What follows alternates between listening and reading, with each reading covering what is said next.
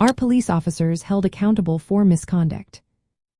Imagine calling the police for help and feeling like nothing will change if they do something wrong.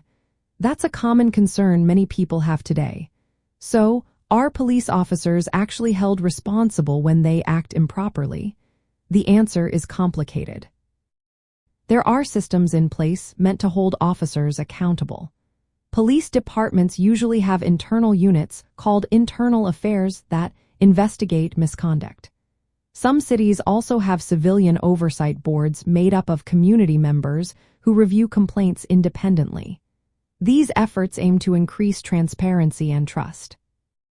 However, the reality is that many complaints do not lead to serious consequences. For example, only about 1 out of every 7 civilian complaints results in a ruling that favors the person making the complaint.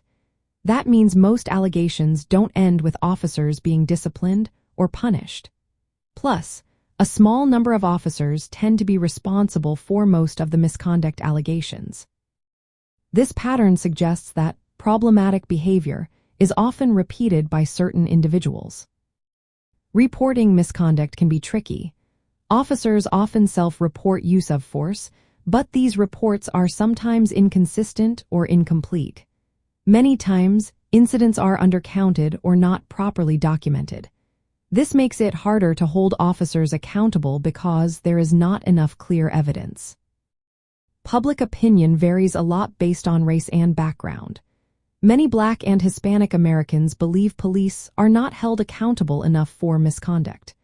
Meanwhile, most white Americans feel differently.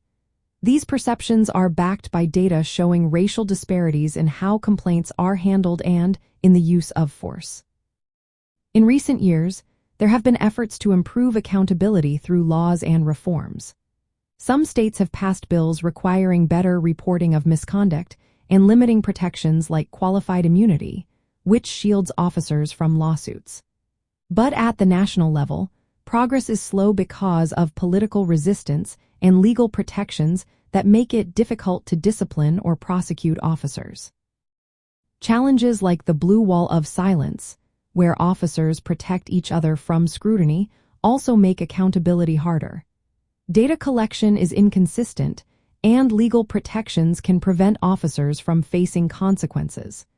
New federal databases are starting to track misconduct records, but they are still not complete. From a true crime and criminology point of view, the failure to hold officers responsible can lead to abuse of power and loss of public trust. When officers are not held accountable, it can cause harm and perpetuate injustices in the justice system. Repeated misconduct by certain officers shows the need for better screening, monitoring, and disciplinary actions. The gap between what systems say they do and what actually happens remains a big challenge.